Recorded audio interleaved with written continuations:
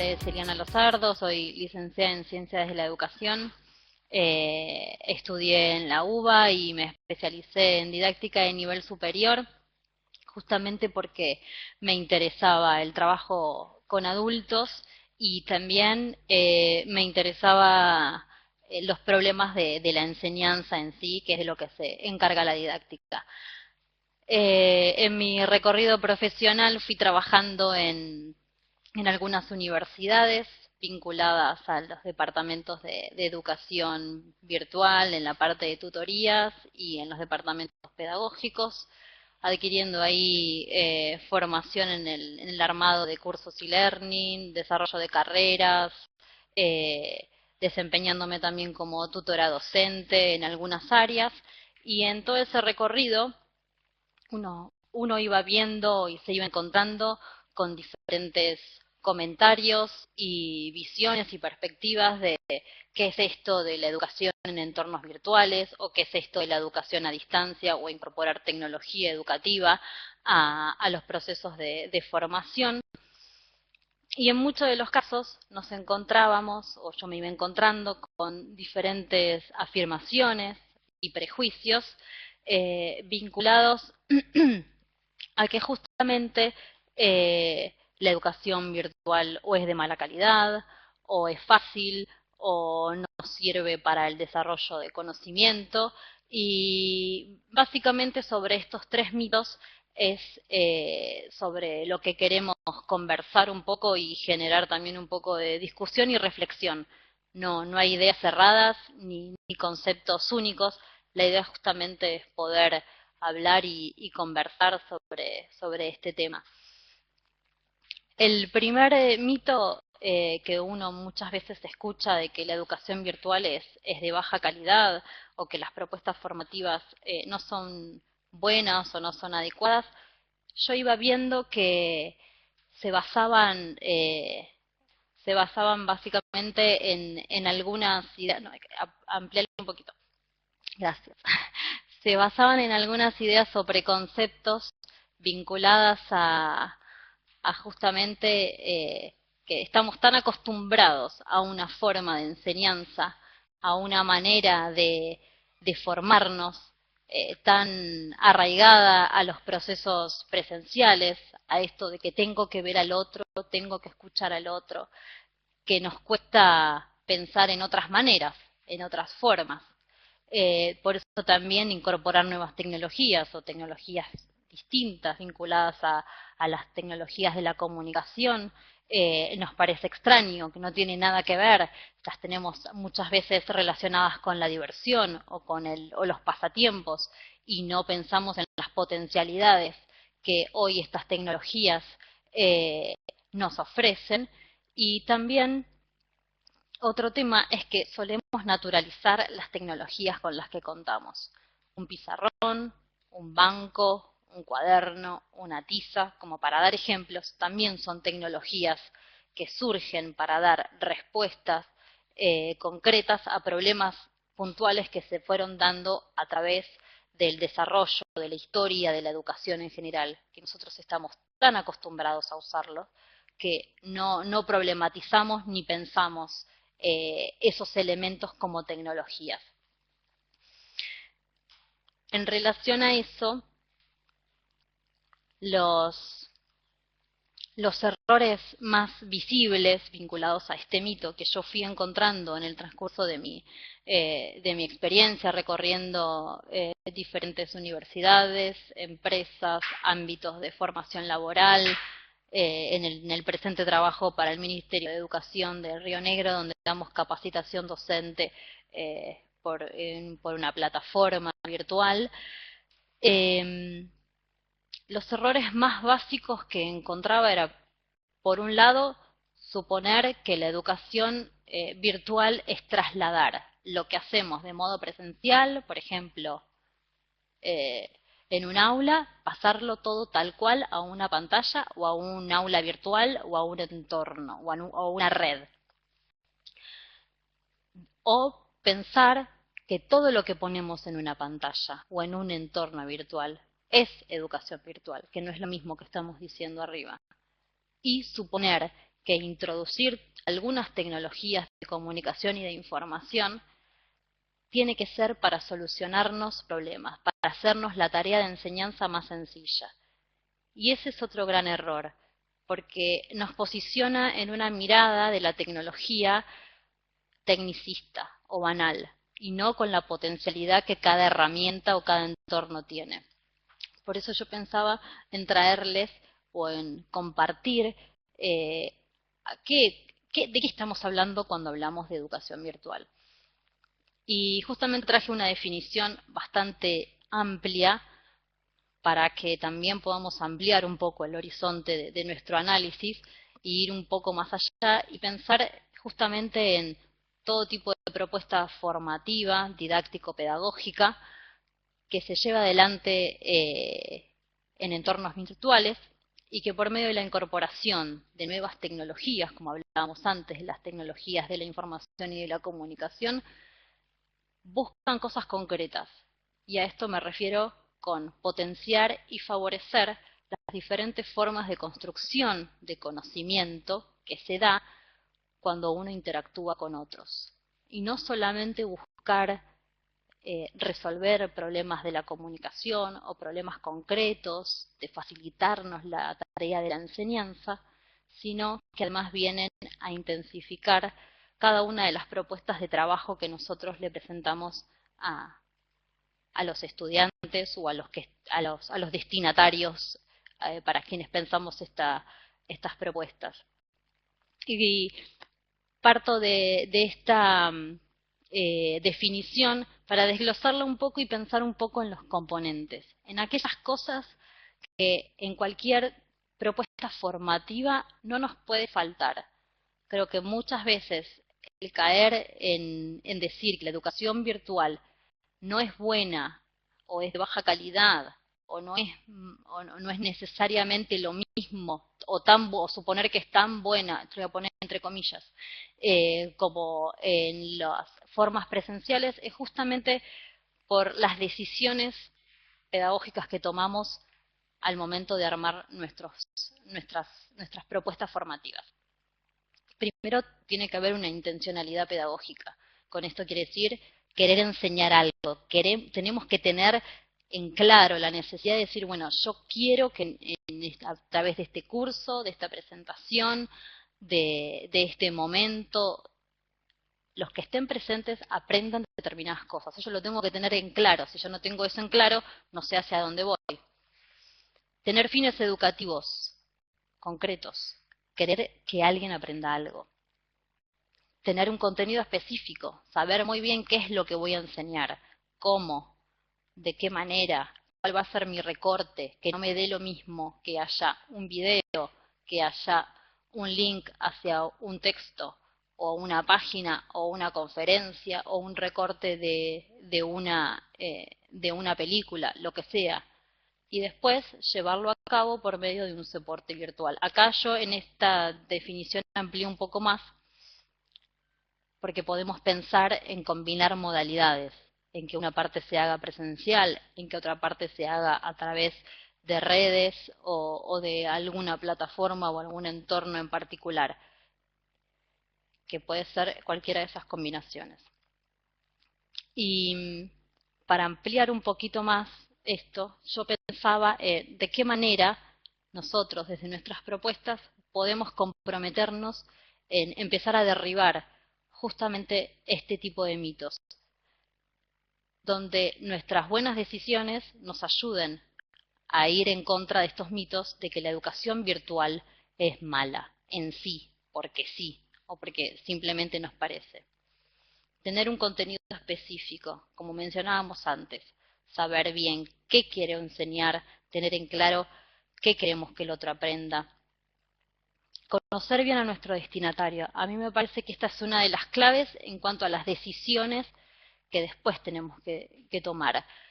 Si yo sé muy bien a quién está dirigido la propuesta formativa que voy a ofrecer, eso me va a ayudar a seleccionar bien el contenido, a hacer una planificación de actividades y tareas mucho más acertada y elegir los recursos y los medios de una forma mucho más eficiente.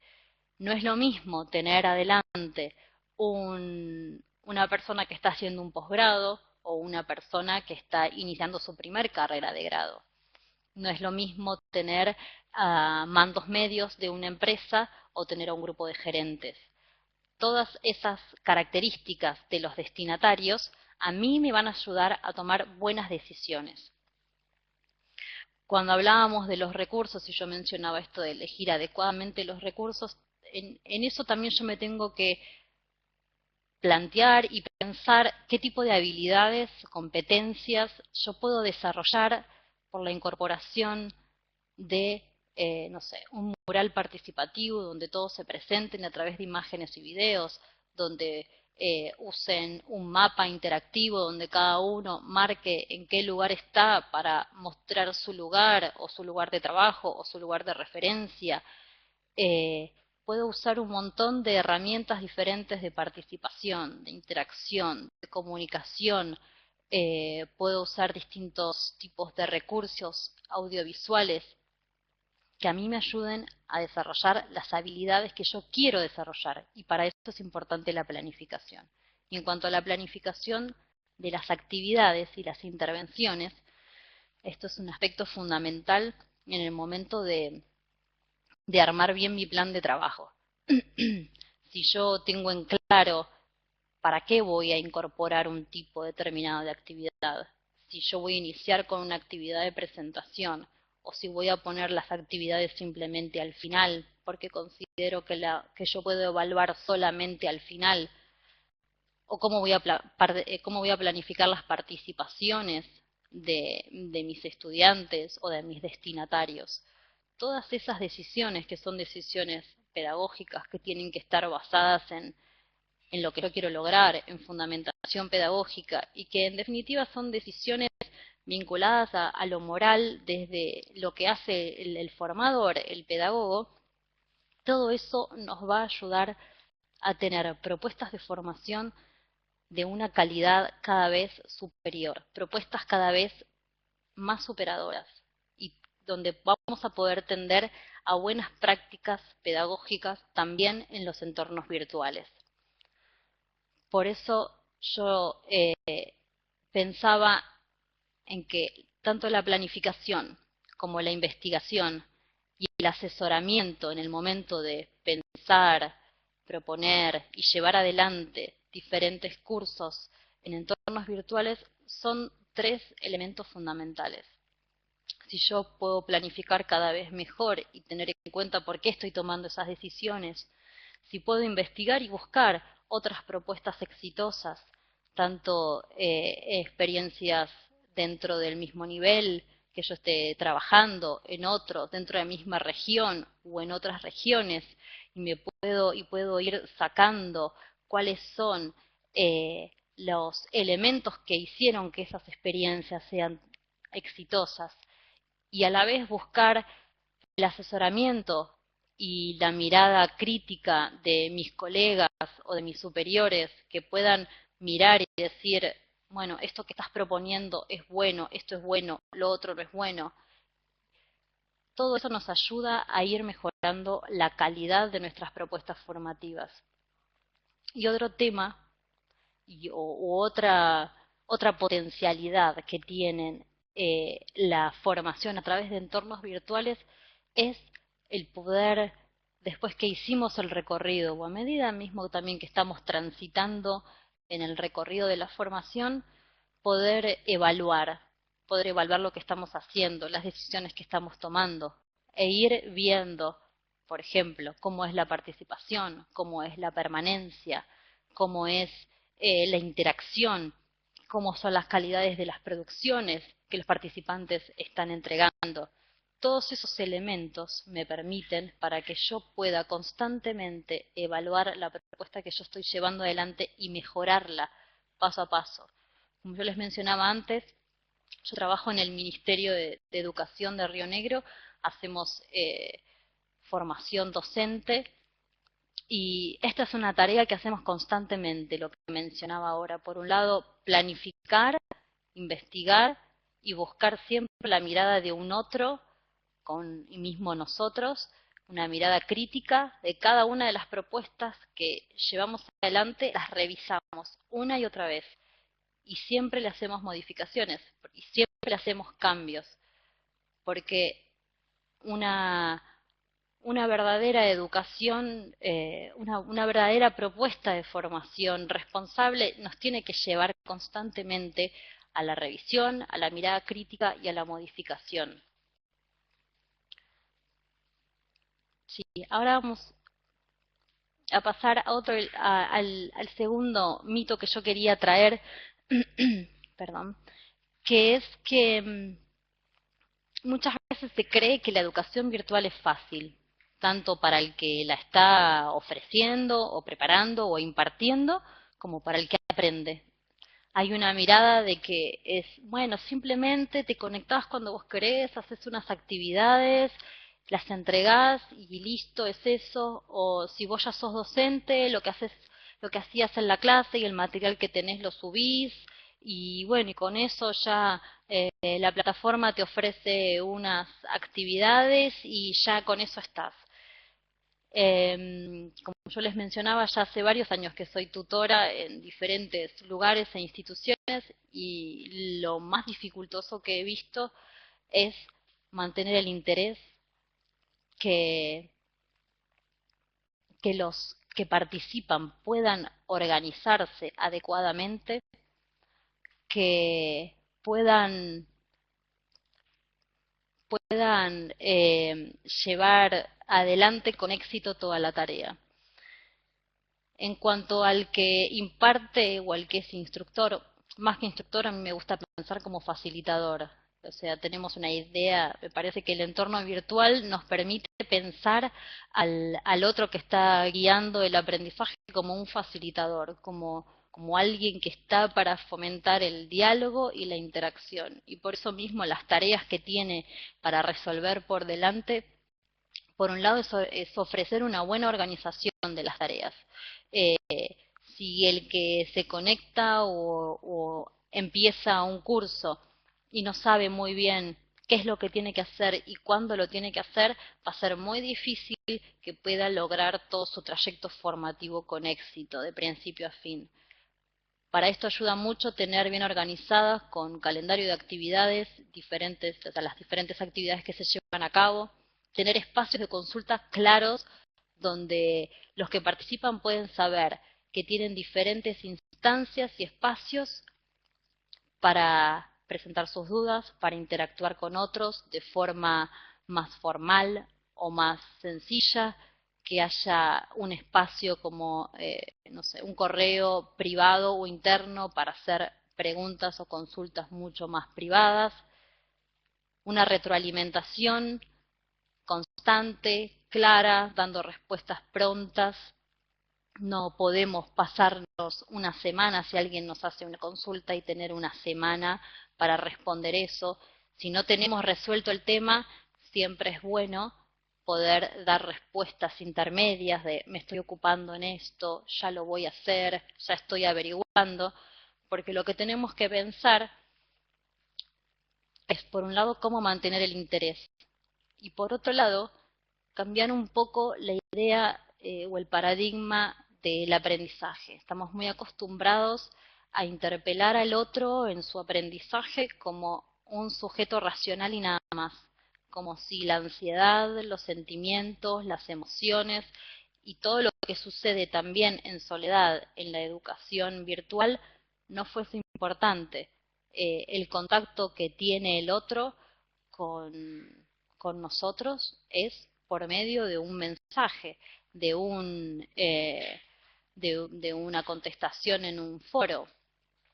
Entonces, por eso también decimos que para el que participa de la educación virtual demanda un alto nivel de autonomía, porque tiene que aprender a organizar muy bien sus tiempos, aprender a manejarse muy bien en las tareas, poder programarlas bien, desarrollar habilidades de escritura diversas. No es lo mismo participar de repente en un foro, mandar un mail, un correo interno o presentar una actividad a través de un video o armar un trabajo de elaboración, y la forma de comunicación constante que tenemos es por medio de la escritura. Una adecuada administración de las participaciones, saber en qué momento participar, en qué momento no, y también desarrollar buenas técnicas de estudio, lectura y resolución de actividades.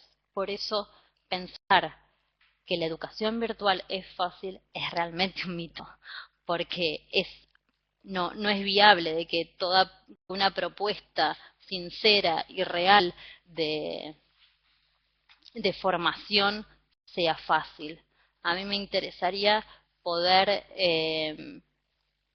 hacer un apartado sobre la motivación o la importancia de mantener el interés, que se relaciona justamente con esto que decíamos antes. Eh, Hablábamos de cómo comunicarnos adecuadamente y, y es muy importante no solo tener una buena formación en el contenido que nosotros estamos enseñando, sino también en las capacidades de, de tutorear. A veces se lo ve al tutor simplemente como un administrador o como alguien que responde algunas preguntas de cómo me inscribo a esto y demás, pero una tarea real de tutor es una tarea real de acompañamiento, de sostén, de, de andamiaje. Es un andamiaje tal como lo plantea Brunner, y no solamente es de conocimiento, sino incorporando lo afectivo, lo emocional. No podemos dividir al sujeto como algo simplemente racional y no considerar los aspectos emocionales. Y con esto me quiero ir al tercer mito para empezar a abordar también un poco las potencialidades.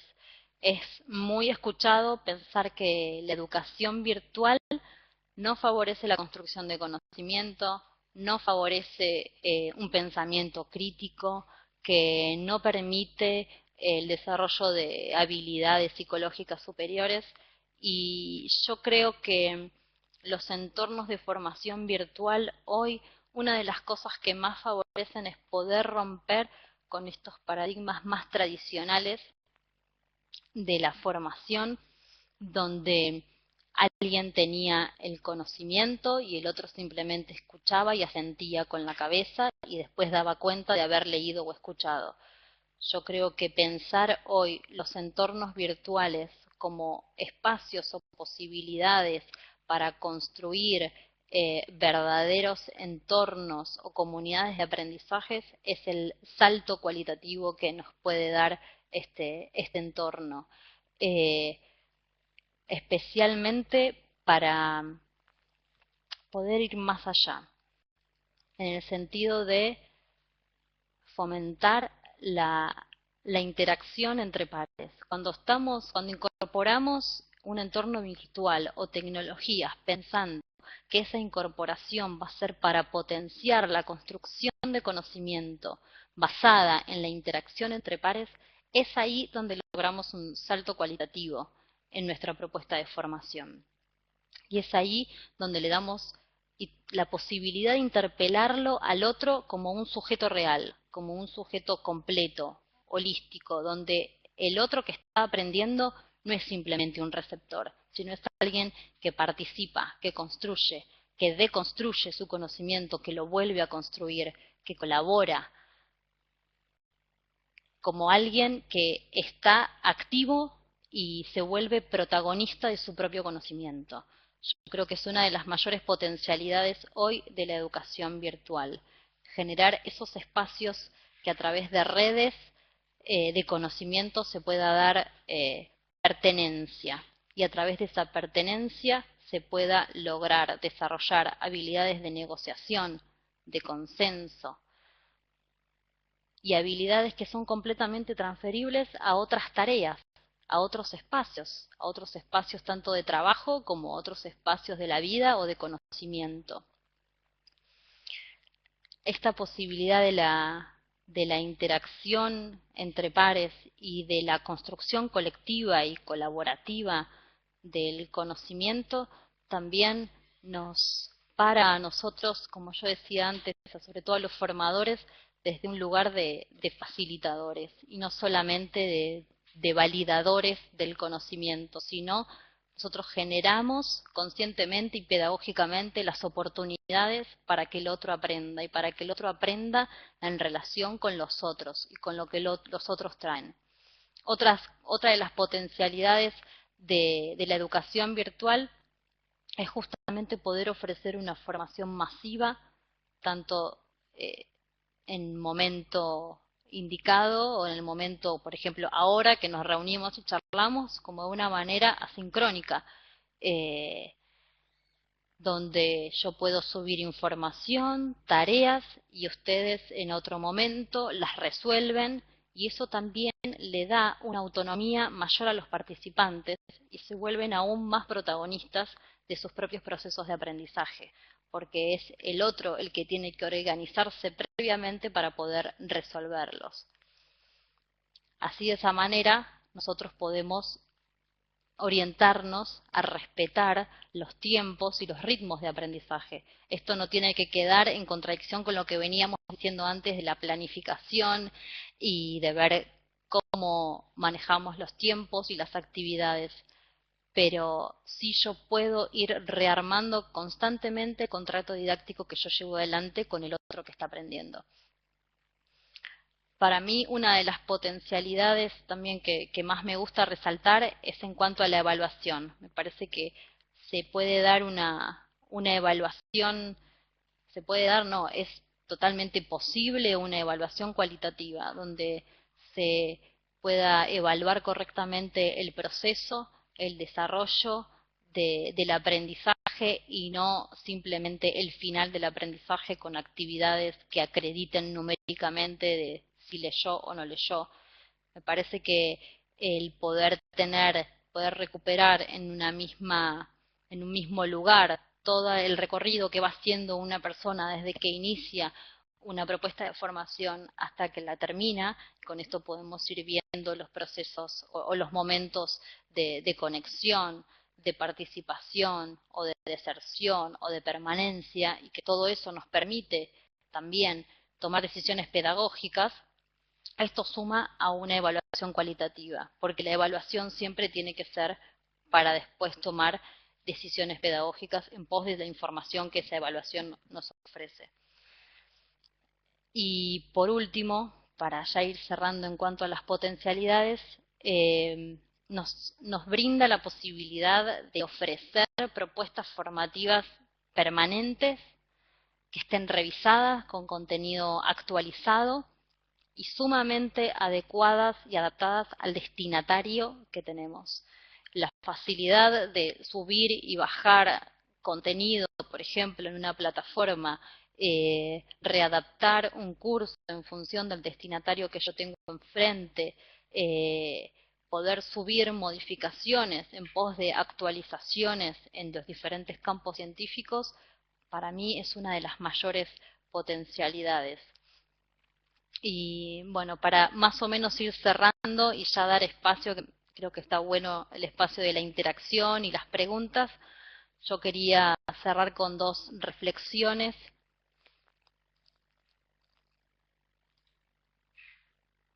Acá la idea, bueno, esto es más o menos cerrar con los mitos, pero ya más o menos ya lo vimos, que pensar que la educación virtual es de mala calidad es un error en sí, en el sentido de que ninguna formación ni capacitación simplemente por el entorno que usa puede ser evaluada como buena o mala, sino por, como decíamos antes, por las decisiones pedagógicas y morales que toma, de que es fácil una propuesta de formación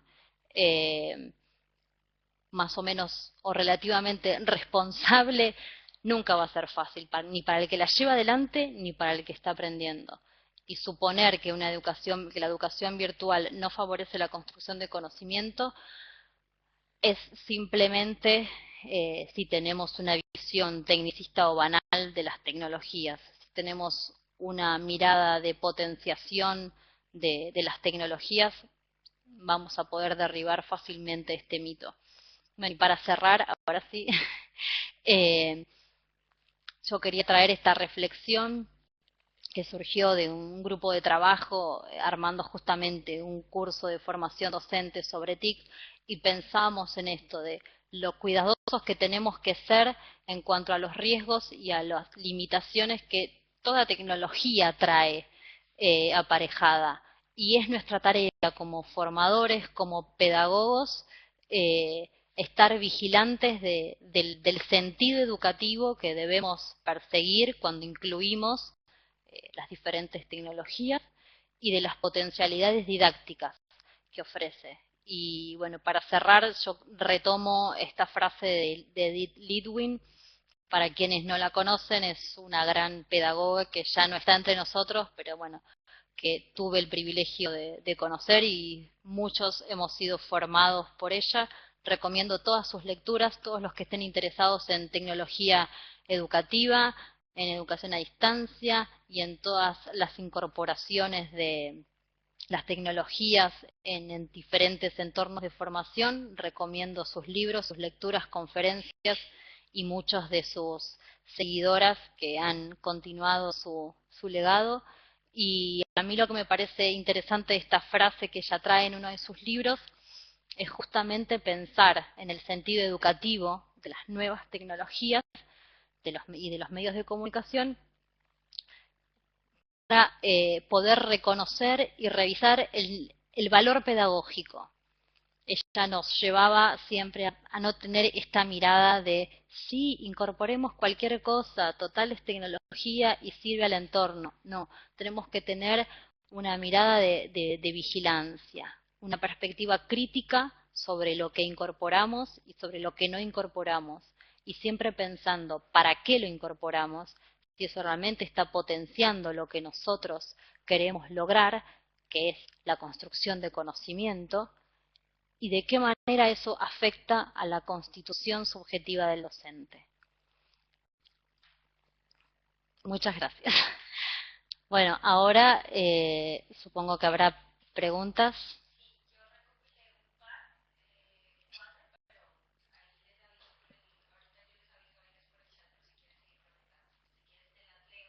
Dale. ¿Ellos escuchan o las ven? Así se entienden. Bueno, acá tenemos algunas preguntas que yo las voy a ir leyendo y vamos a tratar.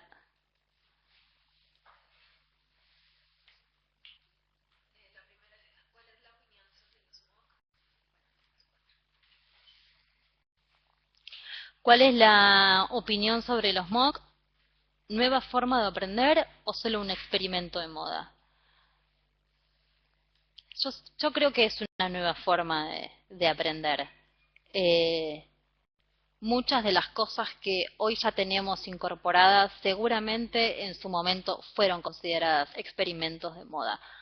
A mí no me molestan los experimentos de moda en sí.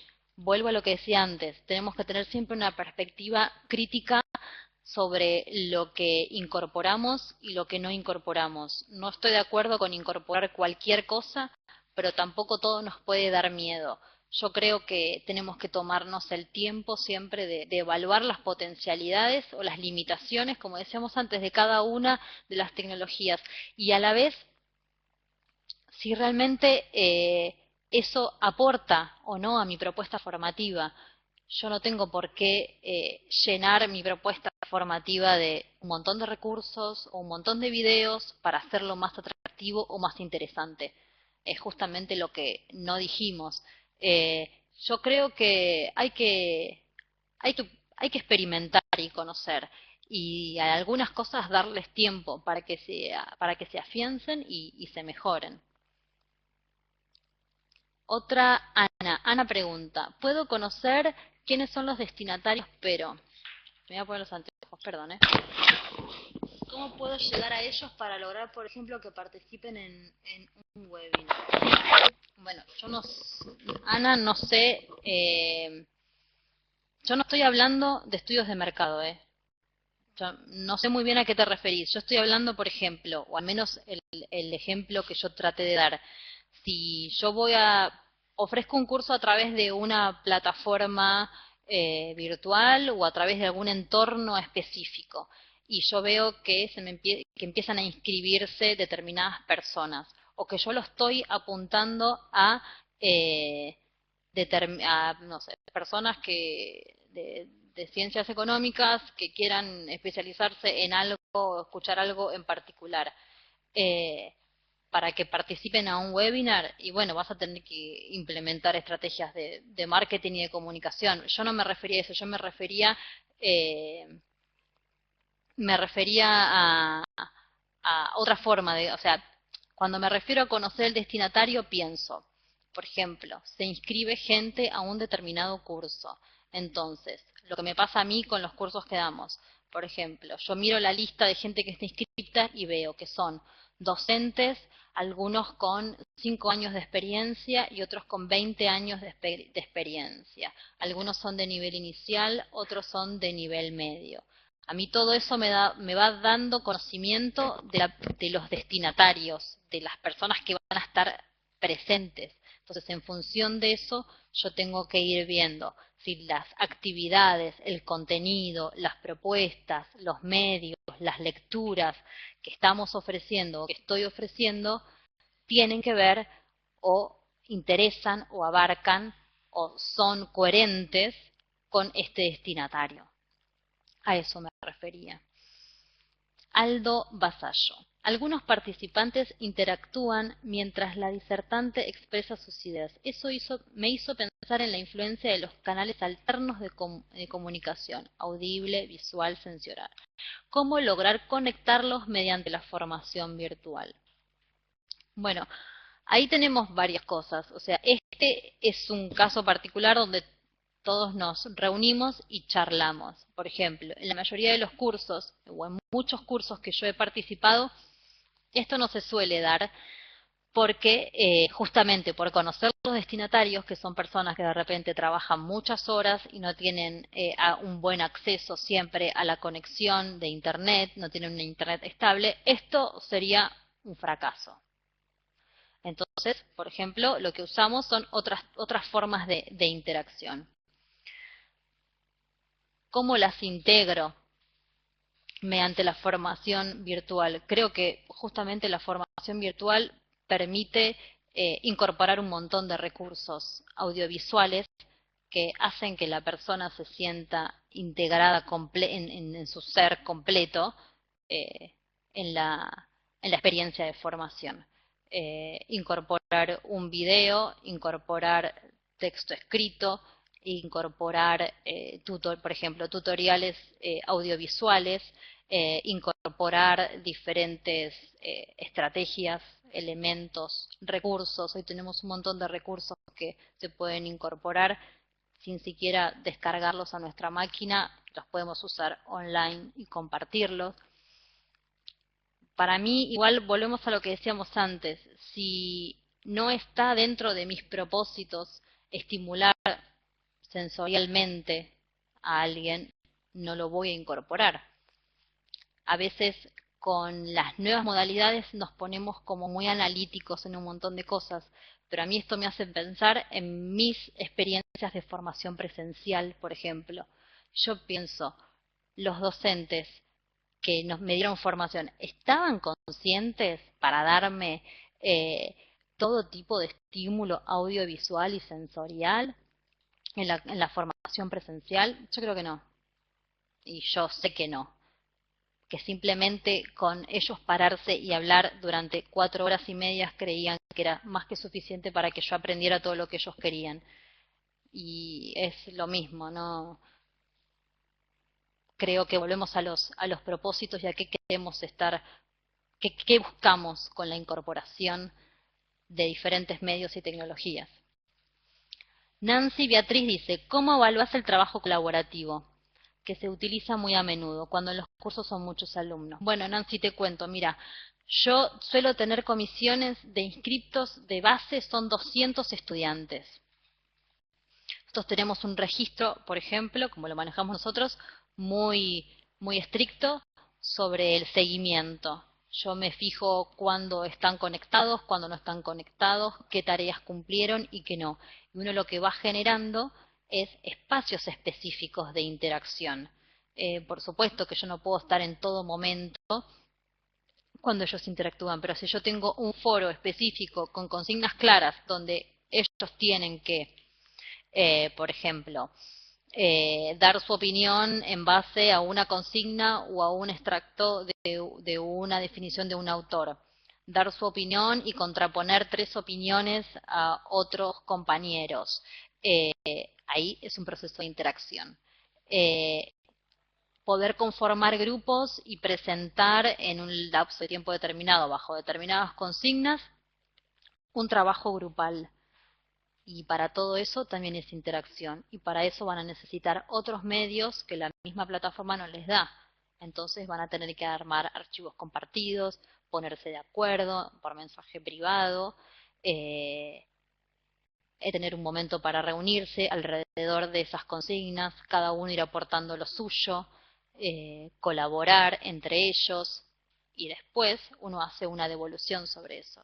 Y creo que lo que suma al trabajo colaborativo que ellos hacen es que mi devolución o nuestras devoluciones no son numéricas, son, marcamos diferente en función de criterios de evaluación, qué es lo que nos parece que está bien, lo que está mal y lo que tiene que ser modificado. Y pedimos reformulaciones constantes. La idea es que siempre el estudiante se lleve, o el docente, se lleve un producto final de elaboración. Por eso hacemos evaluaciones cualitativas basadas en un proceso y no en un punto en particular. Sí, Juan dice, ¿será posible expandir esta propuesta en la educación primaria? Eh, Volvemos a los fines. Yo creo que, a ver, por ejemplo, ya hay propuestas, por ejemplo, para los chicos que hacen homeschool, se usan muchos de estos entornos para la formación.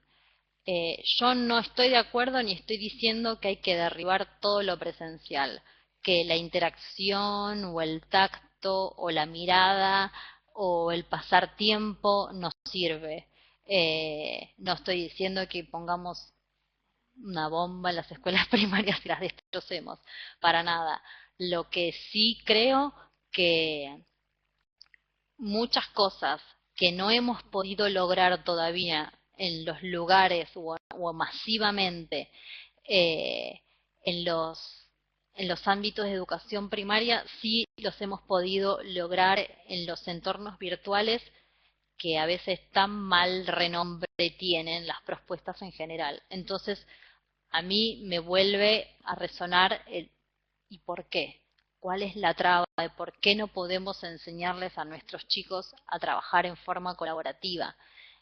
¿Por qué no podemos hacer un verdadero trabajo entre pares, una construcción real de conocimiento por medio de la colaboración?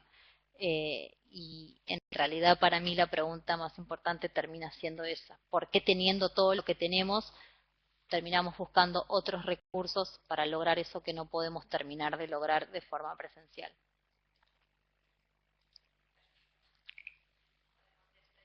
Bueno, gracias a todos por estar ahí. Espero que haya sido muy provechoso para todos.